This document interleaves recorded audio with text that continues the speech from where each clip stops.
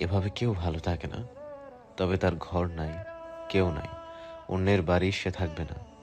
না থাক, আমি তাকে আমার ঘর, আমার পরিবার, আমার সব কিছু তার নামে করে দেব। তবুও সে ভালো থাক। দিলশাদ দীপার রুমে আসলো। আসতেই তার ভেতর ভারী হয়ে এলো। সেই ভারী মন নিয়েই সে হাত বাড়িয়ে ছুঁয়ে ছুঁয়ে তার মায়ের সংসারের জিনিসগুলো দেখলো।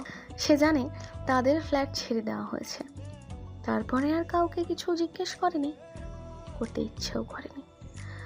ঘর শুধু চার দেওয়াল দিয়ে হয় না, প্রিয় মানুষ দিয়ে হয়। তার প্রিয় মানুষেরাই নেই, সেই চার দেওয়াল দিয়ে দিলশাদ কি করবে? তাই সে জানতো না তার আপু কিছু ফার্নিচার নিজের কাছে রেখেছে। তার যদি একটা বাড়ি থাকতো, সেও নিশ্চয়ই রাখতো। সে মনে মনে বড় একটা দীর্ঘশ্বাস ফেলল। মানুষ হারিয়ে যায়, স্মৃতি রয়ে যায়, সেই স্মৃতিগুলোকে আঁকড়ে ধরেই মানুষ বেঁচে থাকে। তাই তার ঘর বাড়ি না থাকলেও অজস্র স্মৃতি আছে। বাকি জীবন বেঁচে থাকার জন্য তার কাছে এই স্মৃতিগুলোই যথেষ্ট। দিলশাদ ঘুরে দীপার দিকে তাকালো। সে চুপচাপ জানালার পাশে দাঁড়িয়ে আছে। এই যে সে এসেছে, সে বুঝেছে, তবে তাকায়নি। তার দৃষ্টি বাইরে। দিলশাদ এগিয়ে গেল। সেও জানালার পাশে দাঁড়ালো, দীপার একদম সামনে। তারপর বলল, কথা বলবে না? দীপা উত্তর দিল না। অন্য সময় হলে দিলশাদ ঢং করে বলতো, না বললে নেই, আমি অত কাউকে গণায় ধরি না। তবে আজ বলতে পারলো না। সে আগের দিলশাদকে দিলশাদ কেন জানি খুঁজেই পায় না। সে আস্তে করে বলল, চলে যাব আপু? দীপা এবার তাকালো। তার চোখ মুখ শান্ত। এতদিন পর তার বোন এসেছে, তার কোনো রেশ তার চোখে মুখে দেখা গেল না। সে শান্তভাবেই বলল, আমাকে জিজ্ঞেস করছিস কেন? আমি নিশ্চয়ই তোর এমন কেউ না। আমি থাকতে বললে থাকবি, চলে যেতে বললে চলে যাবি। তুমি আমার কি সেটা তুমি ভালো করে জানো। আচ্ছা, কি আমি? তুই বল, তোর মুখ থেকে এবার শুনি। এমন কেন করছো? তো কি আশা করিস তুই? তুই নিজের যা মন চাই করবি, করে আমার সামনে আসবি, আমি খুশিতে গদগদ হয়ে কোলে তুলে নেব? তুমি যদি আমাকে না বোঝো তাহলে কে বুঝবে আমাকে? দীপা আবার বাইরে তাকালে তার চোখে পানি। সে ভেজা কণ্ঠে বলল, তুই আমাকে বুঝেছিস? আমার কথা চিন্তা করেছিস? তোকে একা হোস্টেলে পাঠিয়ে আমি এখানে কিভাবে শান্তিতে থাকবো একবার ভেবেছিস? এই যে 1 বছরের উপর কেমন আছি, একটাবার খবর নিয়েছিস? দিলশাদ কিছুক্ষণ চুপ রইল। তারপর বলল, পেছনের জিনিস টেনে আর কি লাভ বলো? এই যে দেখো, এখন তো সবকিছু ঠিক আছে, এসেছি তো আমি। দীপা হাসলো। তাচ্ছিল্যের হাসি হেসে বলল, হ্যাঁ, অবশ্যই ঠিক। তবে এই ঠিক আমাদের জন্য হয়নি। নতুন প্রিয় মানুষ, প্রিয় বন্ধু হয়েছে, তাদের জন্য হয়েছে। হয়েছে বলে আমাদের কাছে আনার জন্য বাহানা তৈরি করে হয়। দিলশাদ ভ্রু কুঁচকে তাকালো। এখানে বন্ধু এলো কোথা থেকে? মানছে সে আসতে চায় না, তবে বন্ধুর কাহিনী কি? সে অবাক মাখা কণ্ঠে বলল, কিসের বন্ধু? দীপা স্বাভাবিকভাবেই ঘুরল। সাইডে তার মোবাইল রাখা, সেখান থেকে নিয়ে কিছু বের করে দিলশাদের দিকে বাড়িয়ে দিল। দিলশাদ মোবাইল হাতে নিল না, শুধু তাকিয়ে দেখল তার আর আরমানের ভিডিও ভার্সিটির সামনে। ও, ওসমান তাহলে বোমা এবার এই দিকে মেরেছে। দিলশাদ অবাক হলো না। তাই তো এত নিশ্চুপ, পুরো রাস্তা নির্বিকার ভাবে এসেছে। দিলশাদ যে তার পাশে, এমন ভাব সে তাকে চেনেই না। কি হলো বল, এসব কি? দিলশাদ দীর্ঘশ্বাস ফেলে জানালার সাইডে থেকে সোফায় বসলো। তার রাগ হওয়ার কথা, অথচ তার একটু রাগ হলো না, বরং এতদিন পরে দেখা উসমান যে পুরো সময় নির্বিকার থেকেছে, এটাই তার কেন জানি ভালো লাগেনি। কেন লাগেনি? পুরো রাস্তা সে এটাই ভাবতে ভাবতে এসেছে। সে বসে শান্তভাবে বলল, কি তা তো দেখতেই পাচ্ছ। হোস্টেলে উঠেছিস এসব করার জন্য? কি করলাম আমি? না, তুমি তো কখনো কিছুই করো না। এই ছেলে তোর পেছনে ঘুরছে, তোকে হুমকি দিচ্ছে, তুই আমাদের বলেছিস? তা বলবি কেন? আমরা তোর কে? আব্বু আম্মু ছিল, শেষ। এখন যা মন চায় তাই করবি। তুমি যেরকম ভাবছো তেমন কিছুই না। আজই প্রথম এসব। চুপ, একদম চুপ। তুই আমার সাথে আর কথাই বলিস না। বোনের বাড়ি বেড়াতে এসেছিস, বেড়া, যতদিন ভালো লাগে থাক, তারপর যা মন চায় কর গিয়ে। আমি আর কিছুই বলবো না, আমি বলার কে? দীপা আঁচল দিয়ে চোখের পানি মুছল। এই শেষ, এই ফাজিলটার জন্য সে আর কাঁদবে না। এখনো দেখো কি নির্বিকার, যেন এসব কোনো ব্যাপারই না। দিলশাদ চোখ বন্ধ করে সোফায় মাথা রাখলো, বড় একটা শ্বাস ফেলে শান্তভাবে বলল, তুমি কি চাও বলো তো? হোস্টেলে থাকা নিয়ে সমস্যা? ঠিক আছে, থাকবো না আমি। এখান থেকেই মাঝে মাঝে ক্লাস অ্যাটেন্ড করব। গাড়ি তো আছে, খুব একটা তো দূরেও না। দীপার গলা এবার একটু চড়ল। হোস্টেলে? তুই এখনো হোস্টেল নিয়েই পড়ে আছিস? দিলশাদ এবার সত্যিই অবাক হলো, তার আপা এত রিয়াক্ট করছে কেন। সে অবাক হয়েই বলল, তাহলে সমস্যাটা কি? দীপা রেকর্ডিং চালু করে দিলশাদের হাতে দিল। আরমানের কণ্ঠ, আশ্চর্য, এগুলো আবার বলল কখন? আরে ফাজিল উসমান দিন রাত মোবাইলের রেকর্ডিং কি চালু করেই রাখে? এখন বল, তুই এই ছেলেকে পছন্দ করিস? কখনোই না। এই ছেলে তো বলছে তোরা বন্ধু। সে বললেই হবে? আচ্ছা ঠিক আছে, অন্য কাউকে পছন্দ করিস?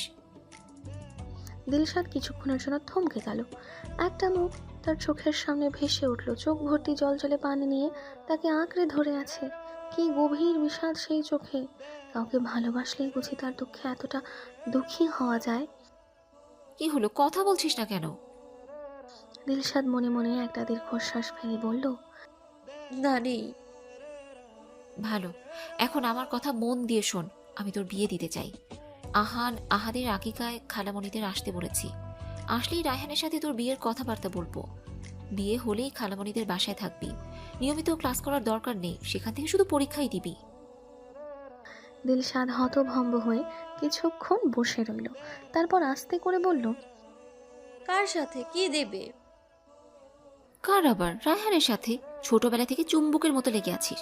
খালামণিরও খুব ইচ্ছে। আর তাছাড়া অচেনা জায়গায় তোকে বিয়ে দিয়ে আমি শান্তি পাবো না। খালামণির কাছে তুই ভালো থাকবি।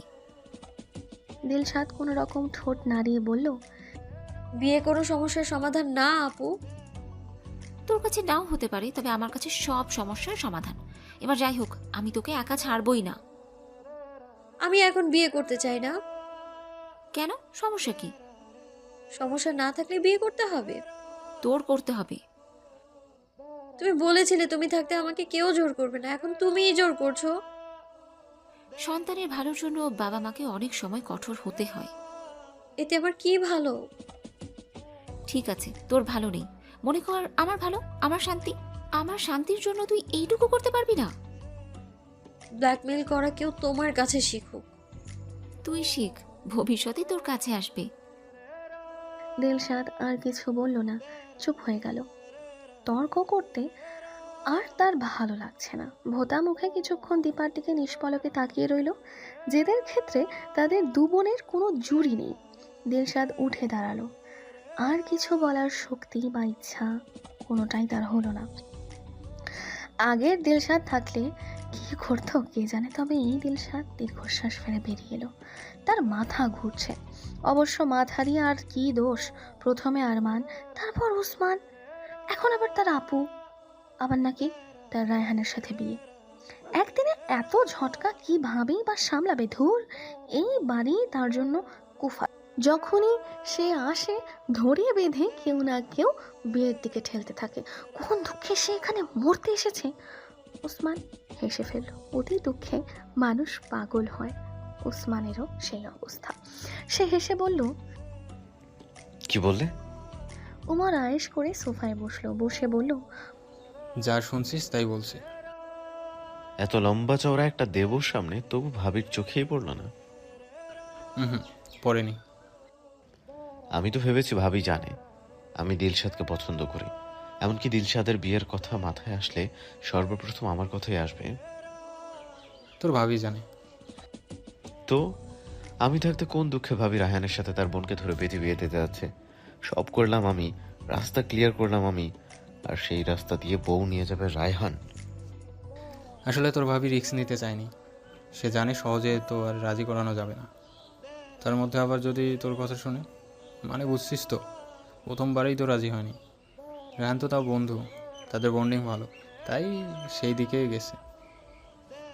দিলশাদ রাজি হয়েছে? এখনও কিছু বলেনি, তবে হ্যাঁই হবে। তুই না বললি ভাবি যা পারবে সেটা আর কেউ পারবে না। সত্যি তাই রে। আমার কথা মনে আছে, নিজের কথা নেই। খুব তো বড় গলায় বললে ওর ইচ্ছের বিরুদ্ধে কিচ্ছু হতে দেব না। এখন কি হচ্ছে?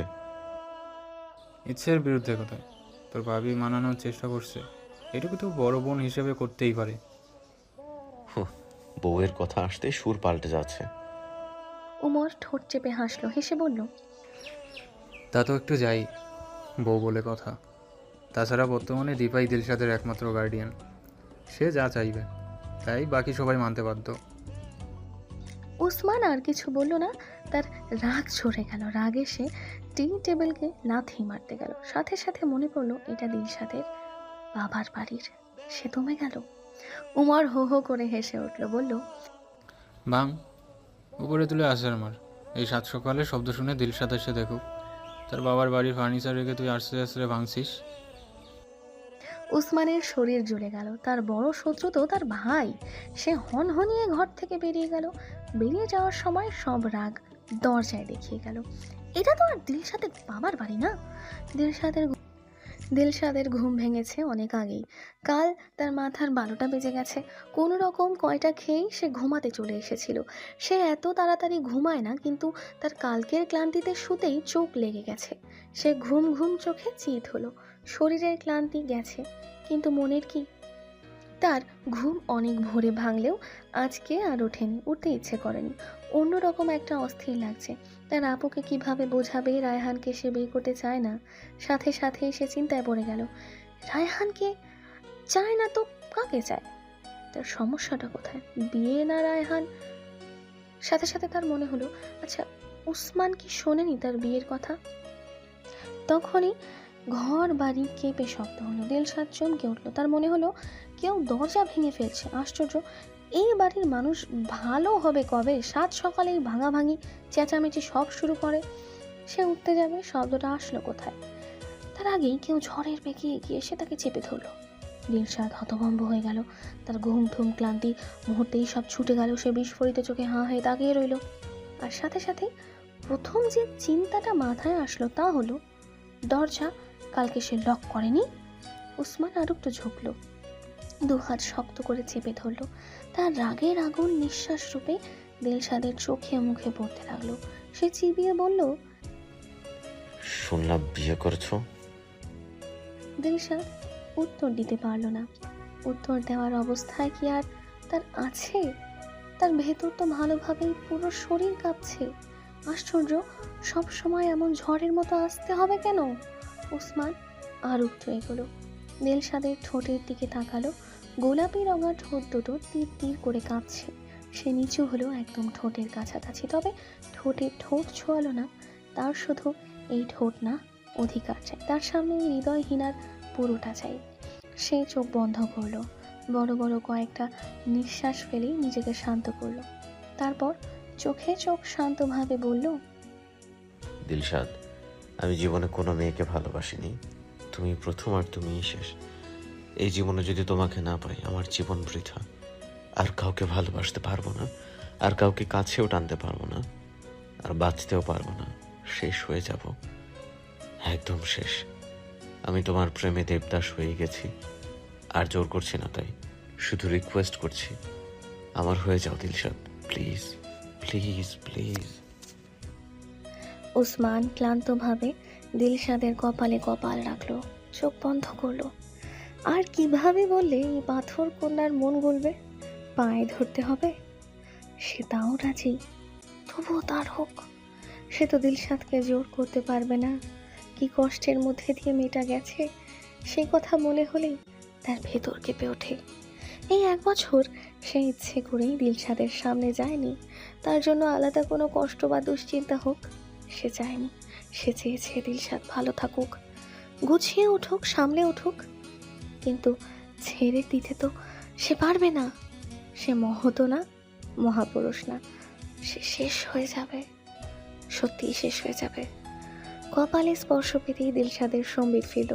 হঠাৎ তাণ্ডবে তার ঘোর লেগে গিয়েছিল। ঘোর কাটতেই সে ভালো করে উসমানের মুখের দিকে তাকালো। হ্যালো ডিয়ার লিসেনার্স, আপনারা শুনছেন স্টোরিজ অন প্রেজেন্স ধারাবাহিক পর্ব গল্প। আমাদের সামগ্রিক প্রচেষ্টাকে উৎসাহিত করতে লাইক এন্ড কমেন্ট করতে ভুলবেন না। Thank you. তার চোখ বন্ধ, তবে এখনো খুব কাছে। দুহাত শক্ত করে মাথা চেপে আছে। দিলশাদ হালকা হাসলো, লজ্জা মাখা হাসি। এই হাসিতে কোনো ঢং নেই, অভিনয় নেই। এই হাসি দিলশাদের হৃদয় ছোঁয়ার হাসি। এই হাসি যদি উসমান দেখতো ঠিক অজ্ঞান হয়ে যেত।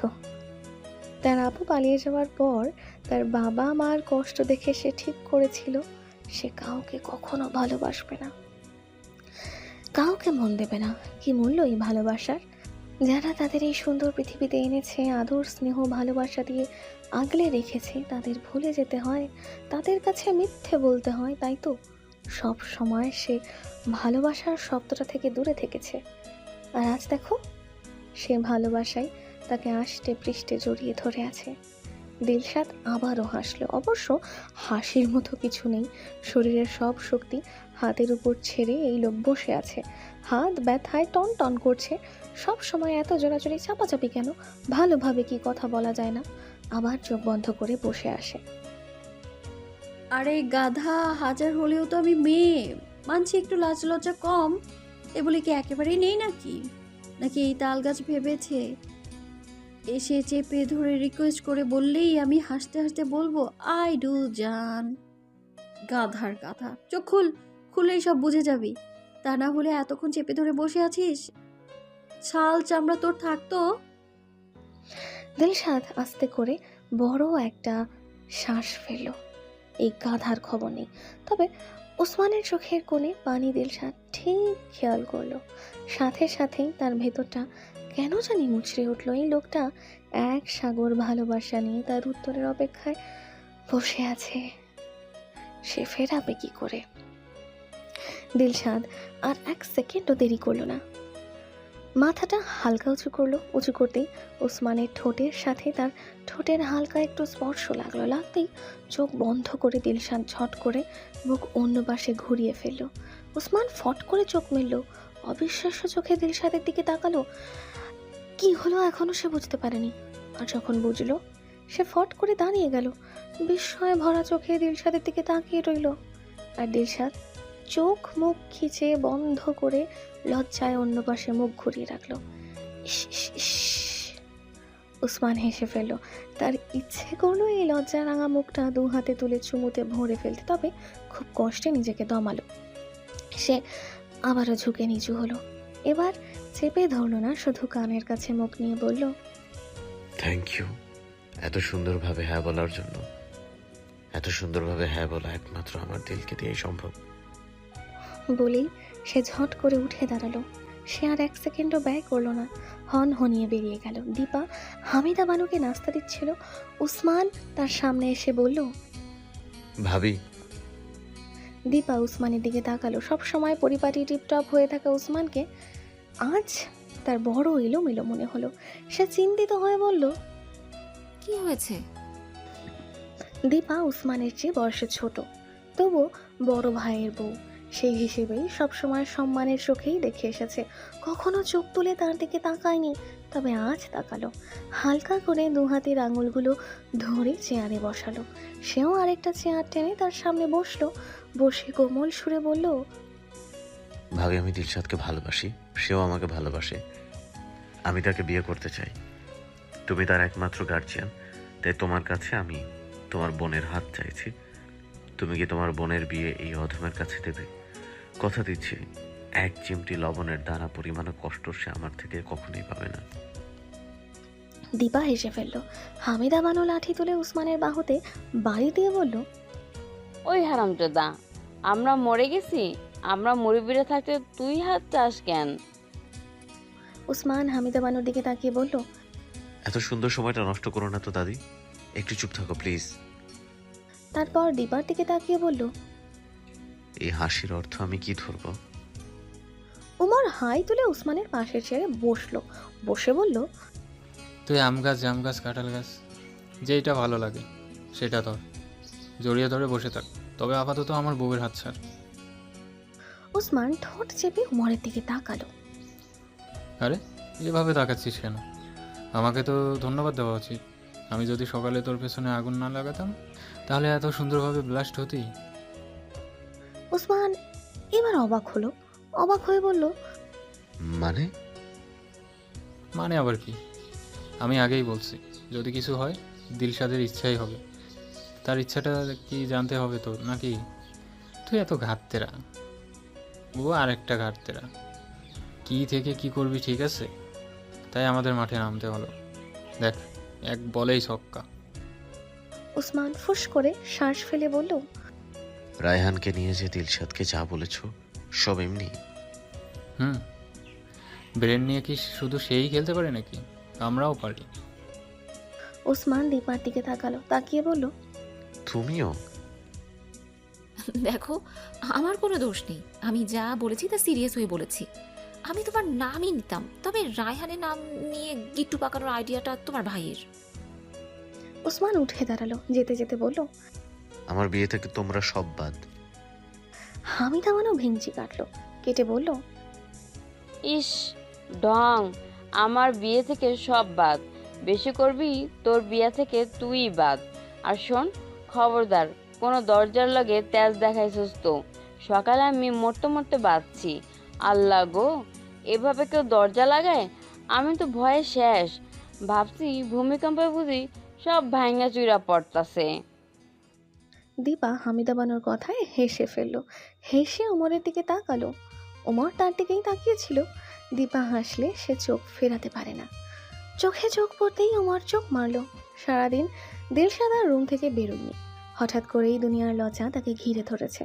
দুপুরে দীপা তাকে টেনে খাবার টেবিলে নিয়েছে, ভাগ্যিস উসমান ছিল না। তবে ইউসুফের খুশি দেখে কে? সে এক গাদা হাবিজাবি খাবার টাবার নিয়ে হাজির, সব দিলশাদের পছন্দের। তার হাতে দিয়ে বলেছে, এভাবে সব সময় হাসো আপু, তুমি না হাসলে আমার হাসতে ইচ্ছে করে না। দিলশাদ অবাক হয়ে তাকিয়েছে। সে কখনো কারো কাছে ভালো হওয়ার জন্য কিছু করেনি, বরং খারাপ হওয়ার মতোই অনেক কিছু করেছে। তবুও এই মানুষগুলো তাকে এত ভালোবাসার কারণ কি? দিলশাদ ইউসুফের মাথা এলোমেলো করে বলেছে, আমি এতটাও ভালো না ইউসুফ। তোমার ভালো হওয়ার দরকার কি? তুমি যেমন আছো তেমনই থেকো। এই দিলশাদ আপুকে আমার ভালো লাগে। দিলশাদ হেসেছে, প্রাণ খোলা হাসি। ইস, কতদিন পরে সে এভাবে হাসছে। তখনই তার ফোন বেজে উঠল। সে জানে কার ফোন। উসমান সকাল থেকে এই পর্যন্ত হাজারবার ফোন দিয়েছে, সে ধরেনি, এখনো ধরলো না। হ্যাঁ, বলেছে বলেই কি মাথা কিনে নিয়েছে নাকি? উসমানও এপাশ থেকে হাসলো। এই যে ফোন ধরছে না, তার একটুও রাগ হচ্ছে না। সে জানে দিলশাদ কেন ফোন ধরছে না। মেয়েটা হ্যাঁ তো বলেছে, তবে লজ্জা পাচ্ছে। এই লজ্জাটাও তার ভালো লাগছে। সে আবার কল দিল। দিলশাদ এবারও ধরেনি। সে মেসেজ পাঠালো, একটা না, পরপর কয়েকটা, আর সবগুলোতেই একটা বাক্য, ভালোবাসি আমার দিল, অনেক অনেক ভালোবাসি। মেসেজ সেন্ড করার মধ্যেই তার ফোনে রিং হলো। নাম্বারের দিকে তাকাতেই সাথে সাথে তার চোয়াল শক্ত হয়ে গেল। তবে সেও ফোন রিসিভ করলো না। দিলশাদ আর তার ছবি পাঠালো, আর সাথে মেসেজ লিখলো, এটা তোমাদের ভাবি, ভালোভাবে একটু চেনে রাখো তো। একই ভার্সিটিতে আছো, বিপদ আপদে খোঁজ খবর নিতে পারবে। আর সরি, হ্যাঁ, ফোনটা এখন রিসিভ করতে পারছি না, একটু ব্যস্ত আছি। বুঝতেই পারছো তোমাদের ভাবি বাসায়। ভাবি বাসায় থাকলে ভাইয়েরা কেন ব্যস্ত থাকে, বুঝেছো নিশ্চয়ই? অবশ্যই বুঝবে, সিনিয়র বন্ধু বলে কথা। ইউসুফ যেতেই দিলশাদ মেসেজ দেখলো। তার ঠোঁটের কোণে মুচকি হাসি। এই লোকের মাথা নেঘাত খারাপ হয়ে গেছে, এতবার বলতে হয় ভালোবাসি। সে হেসে বালিশে মুখ লুকালো। সেই হাসি অবশ্য বেশিক্ষণ স্থায়ী হলো না। তার ফোন বাজতে লাগলো। প্রথমে সে ভাবলো উসমান, পরে দেখলো আরমান। সে দীর্ঘশ্বাস ফেললো। ধরবে না করেও শেষ সময়ে সে ধরলো। কানে রাখতেই আরমান চিবিয়ে বলল, শুয়েছিস তুই ওর সাথে? দিলশাদ প্রথমে বুঝলো না। সে ভ্রু কুঁচকে বলল, কি বললেন? শুয়েছিস তুই ওর সাথে? শোয়া বুঝিস না? নেকা সাজা চুমু খাচ্ছিস, কোলে উঠে বসে আছিস, আবার শোয়া বুঝিস না? দিলশাদ হতভম্ব হলো, সাথে রাগও। তবে সে চেঁচালো না, শান্তভাবে বলল, আরমান ভাই, মন দিয়ে শুনুন। আপনার আর আমার মধ্যে এরকম কোনো সম্পর্ক কখনো ছিল না যে আপনি এভাবে আমার সাথে কথা বলবেন। আর রইল বাকি কথা, যেগুলো আপনার সামনে আমার মুখেও আনতে পারছে, সেগুলো আমি যার সাথে ইচ্ছা তার সাথে করবো, সেটা আপনার কি? আপনি আর কখনো আমায় ফোন দিবেন না। বলেই দিলশাদ ফোন কেটে দিল। কেটে অবশ্য লাভ হলো না। আরমান ফোন দিতেই থাকলো। সে নাম্বার ব্লক করে কপালে হাত রেখে শুয়ে পড়ল। মেজাজ খারাপ হচ্ছে তার। কিছুক্ষণ যেতেই আবার ফোন বাজলো। Unknown number. সে বিরক্ত হয়ে রিসিভ করলো। রিসিভ করে প্রায় চেঁচিয়ে বলল, বলেছি না আর ফোন দিবেন না আমায়। আরমানের কণ্ঠ এবার নরম। সে কোমল সুরে বলল, দিলশাদ, সরি দিলশাদ, আমার ভুল হয়েছে। তোমার ছবি ও কুবাচ্চার সাথে দেখে মাথা খারাপ হয়ে গেছে। দেখো, তোমার অতীত নিয়ে আমার কোনো সমস্যা নেই, তবুও তুমি রাগ করো না প্লিজ। দিলশাদ দীর্ঘশ্বাস ফেলে বলল, এগুলো আমার অতীত না আরমান ভাই, বর্তমান আর ভবিষ্যৎ। আপনি আমায় ভুলে যান, এটাই আমাদের জন্য ভালো। রাখি, আশা করি আর বিরক্ত করবেন না। দিলশাদ করুণ মুখে তার খালামণির দিকে তাকালো। সে চোখ মুখ ভাসিয়ে নাক টেনে কাঁদছে। এটা নতুন না, তিনি ভালো মন্দ সব বিষয় নিয়েই একজোট কাঁদেন। দিলশাদের তবুও খারাপ লাগলো। আজকাল কেন জানি তার মন অল্পতেই সিক্ত হয়। আজ আহাদের আকিকা বড় অনুষ্ঠান করেই করা হচ্ছে, কারণ যার কারণে আজকে এই বাড়িতে আত্মীয় স্বজনের মেলা। দীপার দিক থেকে শুধু খালামণি এসেছে, তার বাবা নেই। বাকি আত্মীয় স্বজনের সাথে তেমনভাবে পরিচয় হওয়ারও সময় পেল কই। তবুও সবাইকে বলা হয়েছে। এখন আসা আর না আসা যার যার ব্যাপার। দীপার খালামণি শাহেদা কাঁদতে কাঁদতে কাপড়ে একচোট নাক ঝাড়লেন। দিলশাদ অন্যদিকে তাকিয়ে ঢোক গিলতে গিয়ে তার প্রায় বমি আসার জোগাড়। সে কোনো রকম টিস্যু পেপারে এগিয়ে দিয়ে শান্তভাবে বলল, হয়েছে তো, আর কত কাঁদবে? আশ্চর্য, তোদের জন্য এখন কাঁদতেও পারবো না। ঘর ভর্তি দুনিয়ার মানুষ, কেউ এসে দেখলে কি ভাববে বলো তো? যা ভাবার ভাবো, আমার মনের কষ্ট আমি কাঁদবই। দিলশাদ কিছু বলল না, মুখ ভোঁতা করে বসে রইল। যখন থেকে উসমান আর তার কথা শুনেছে, শুরু হয়েছে খালামণির প্যানপ্যানানি। ভাগ্যিস তাও তারা রুমের মধ্যে, বাড়ি ভরা দুনিয়ার মানুষ। তা না হলে এক একজন প্রশ্ন করে করে মাথা খেয়ে ফেলত। এমনিতেই উসমান আর তার ব্যাপার নিয়ে আত্মীয় স্বজনের মধ্যে হট টপিক সে। গ্রামের যত মেহমানি আসছে একবার না একবার এই রুমে উকি দিচ্ছে। কেউ হেসে কিছুক্ষণ গল্প টল্প করছে। তারা তাকে চেনে, তার ব্যাপারে সব জানে, আগেও একবার দেখেছে। তবুও দেখা যাচ্ছে তার ব্যাপারে তাদের খুব আগ্রহ। বিজ্ঞের মতো এটা সেটা জিজ্ঞেসও করছে। সে বুঝতে পারে না এত অল্প সময়ে এত মানুষের জানাজানি হচ্ছে কিভাবে। খালামণি আবার একচোট নাক ঝাড়লেন। দিলশাদের পেট মুড়িয়ে উঠল। সে অসহায়ভাবে তাকালো, মনে মনে বলল, আল্লাহ রক্ষা করো। আল্লাহ তার দোয়া কবুল করলো। তখনই দীপা আসলো। এসে অবাক হয়ে বলল, আল্লাহ, খালামণি তুমি এখনো কাঁদছো? চুপ, তুই হচ্ছিস যত নষ্টের গোড়া। দীপা হাসলো। আবার হাসিস? খালামণির মনে কষ্ট দিয়ে আবার হাসিস? তারপর দিলশাদের দিকে তাকিয়ে বলল, ও তো আগেই শয়তান। তুই পারলি কিভাবে আমার ছেলের সাথে এমন করতে?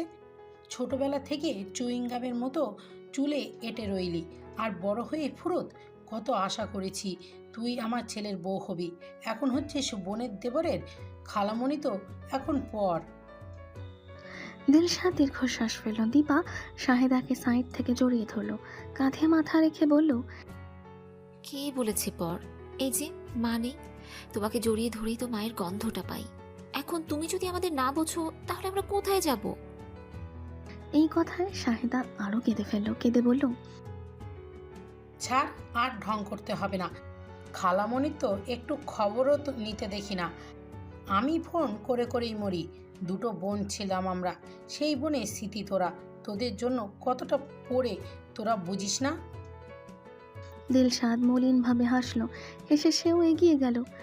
এই সাইড থেকে সেও শাহেদাকে জড়িয়ে ধরে ঝড়িয়ে গেড়ে ফেলল। তার বাবা মার কথা উঠলেই তার দম বন্ধ হয়ে আসে। শাহেদা এবার থামলো। পরম মমতায় দুই ভাগ্নিকে দু হাতে আগলে ধরল। তখনই ইউসুফ আসলো। তার হাতে কোলে আহাদ। বিরক্ত মুখে বলল, হ্যালো ডিয়ার লিসেনার্স, আপনারা শুনছেন স্টোরিজ অন প্রেজেন্স ধারাবাহিক পর্ব গল্প। আমাদের সামগ্রিক প্রচেষ্টাকে উৎসাহিত করতে লাইক অ্যান্ড কমেন্ট করতে ভুলবেন না। Thank you.